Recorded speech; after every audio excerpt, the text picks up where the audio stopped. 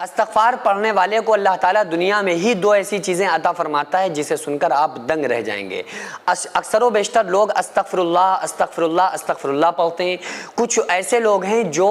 پانچواں کلمہ پڑھنے کے عادی ہیں، ان کی عادت میں ہوتا ہے کہ استغفر اللہ ربی من کل ذنبی اذنبتہ واتوب الیہ پڑھتے ہیں۔ تو جو لوگ ان کلمات کو پڑھتے ہیں نا، تو آخر اللہ تبارک و تعالیٰ ان بندوں کو عطا کیا کرتا ہے؟ سب سے پہلی چیز یہ ہے کہ آقا علیہ الصلوۃ والسلام نے ارشاد فرمایا کہ جب کوئی بندہ اللہ کے سامنے استغفار پڑھتا ہے تو اللہ تبارک و تعالیٰ اس سے ایسا خوش ہوتا ہے کہ کسی بندے کے گم ہو جانے کے بعد وہ جیسے مل جائے، اچانک وہ بندہ مل جائے تو جیسے اس کو خوشی ہوتی ہے۔ کسی کی کوئی چیز کھو گئی اور لا قیمت ایسی کوئی چیز جس کی کوئی قیمت نہیں، ایسی چیز کھو جائے، محبوب چیز کھو جائے اور ملنے کا چانس ختم ہو جائے، پھر اچانک اسے وہ چیز مل جائے تو جیسے وہ مالک وہ شخص خوش ہوتا ہے، اسی طرح سے اللہ تعالیٰ اس بندے سے خوش ہوتا ہے جو بندہ استغفار پڑھتا ہے۔ اس بات کو آقا علیہ الصلوۃ والسلام نے حدیث پاک میں بیان فرمایا کہ آپ صلی اللہ علیہ وآلہ وسلم نے ارشاد فرمایا کہ جب کوئی بندہ استغفر اللہ پڑھتا ہے یا استغفار پڑھتا ہے یا اللہ توبہ کہتا ہے تو اس وقت اللہ تعالیٰ کیا فرماتا ہے؟ اس کی مثال آقا علیہ السلام نے دیتے ہوئے فرمایا کہ کوئی شخص گھر سے باہر نکلے اور ایک جانور کے اوپر، اونٹ گھوڑے کے اوپر ساز و سامان ہو، اس کے کھانے پینے کی چیزیں ہوں، اور وہ اس پر بیٹھ کے ایسے جنگل میں نکل جائے جہاں اس کو اس کی گھوڑی پہ لدے ہوئے سامان، پانی اور اشیاء کے علاوہ کوئی چیز موجود نہ ہو، اور اچانک وہ بیٹھے اور سو جائے اور اس کی وہ اونٹنی اس کے ساز و سامان سمیت کہیں گم ہو جائے، کھو جائے۔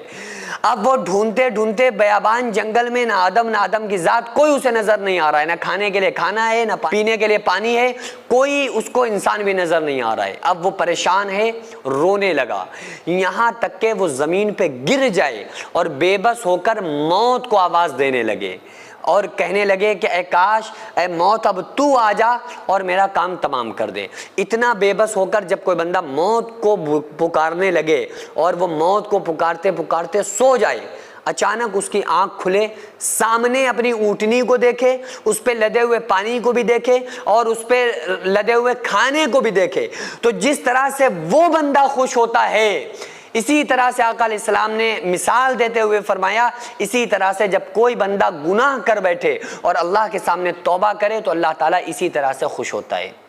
اور آقا علیہ السلام نے ارشاد فرمایا کہ اللہ فرماتا ہے اگر تم سارے لوگ نیک ہو جاؤ اور گناہ ہی چھوڑ دو تو میں ایسی قوم کو پیدا کروں گا جو گناہ کریں پھر توبہ کریں تاکہ میں ان کو معاف کروں۔ اللہ کو توبہ بہت پسند ہے۔ گناہ بندے سے ہو گیا، اڑا نہ رہے۔ آقا علیہ السلام نے فرمایا ندامۃ توبۃ، گناہوں پہ شرمندہ ہونا توبہ ہے۔ وہ بندہ نادم ہو کر جب اللہ سے کہتا ہے مولا ہم بڑے گناہ گار ہیں، تو ہی ارحم الراحمین ہے، ہمارے گناہوں کو معاف کرنے والا ہے، تو ہمیں معاف کر دے، تو اللہ تبارک و تعالیٰ ایک لمحہ دیری نہیں کرتا ہے، فوراً اس بندے کو معاف کر دیتا ہے۔ ایک مرتبہ ایک شخص تھا نا، وہ 70 سال سے کہہ رہا تھا یا سنم یا سنم یا سنم یا سنم۔ ایک بار اس کی زبان پھسلی، اس کی زبان سے نکلا یا سمد، سمد نام ہے اللہ کا، فوراً غیب سے آواز آئی کہ لبیک یا عبدی، لبیک یا عبدی، لبیک، اے میرے بندے تیرا رب حاضر ہے، تیرا رب تیری مدد کو حاضر ہے۔ تو فرشتوں نے کہا مولا تجھے نہیں پکار رہا ہے، یہ تو یا سنم کر رہا تھا، دھوکے سے اس کی زبان سے تیرا نام نکلا ہے۔ تو اللہ فرماتا ہے کہ اے فرشتوں خاموش ہو جاؤ، ہمیشہ سے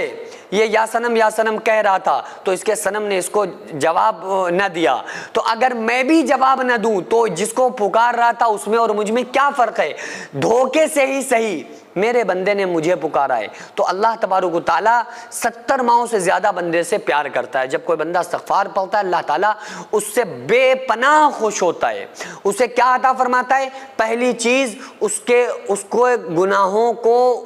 اس طرح مٹا دیتا ہے جیسے آگ لکڑی کو کھا جاتی ہے۔ استغفار پڑھنے سے آقا علیہ السلام کی حدیث کا مفہوم ہے کہ گناہ ایسے ختم ہو جاتے ہیں جیسے آگ لکڑی کو ختم کر دیتی ہے کہ وہ اس کا نام و نشان بھی لکڑی کا باقی نہیں رہتا، وہ راکھ بن جاتا ہے۔ اسی طرح سے بندے کے سارے گناہ اللہ تعالیٰ ختم کر دیتا ہے، یہ اس کو مغفرت عطا فرماتا ہے دنیا میں ہی اسی ٹائم۔ اور دوسرا، اللہ تبارک و تعالیٰ اس بندے سے اتنا خوش ہوتا ہے کہ اس کو محبوب بندوں میں اس کو شامل فرما لیتا ہے۔ تو اس لیے بندے کو روٹین میں یہ چیز لانا چاہیے کہ نہ جانے ہمارے روٹین میں گناہ ہم کتنے کر بیٹھتے ہیں جن کا ہمیں پتہ ہی نہیں رہتا،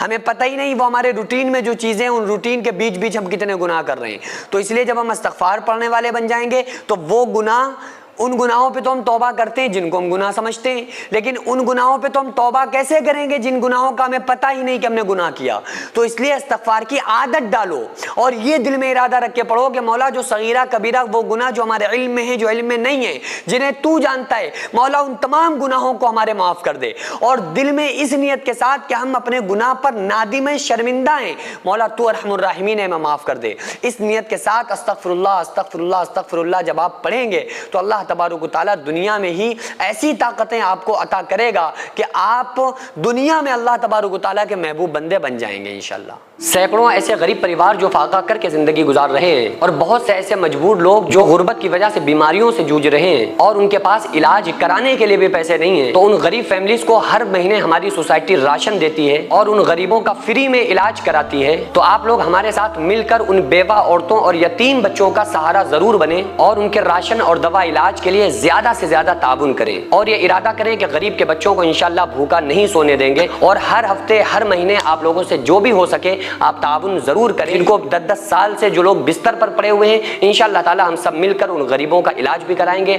और हर महीने इंशाअल्लाह ताला उन गरीबों को हम राशन पहुंचाएंगे। ये सोसाइटी का अकाउंट नंबर है और ये स्कैनर है, आप लोग इस अकाउंट पर या इस स्कैनर के जरिए आप गरीब फैमिलीज की हेल्प कर सकते हैं।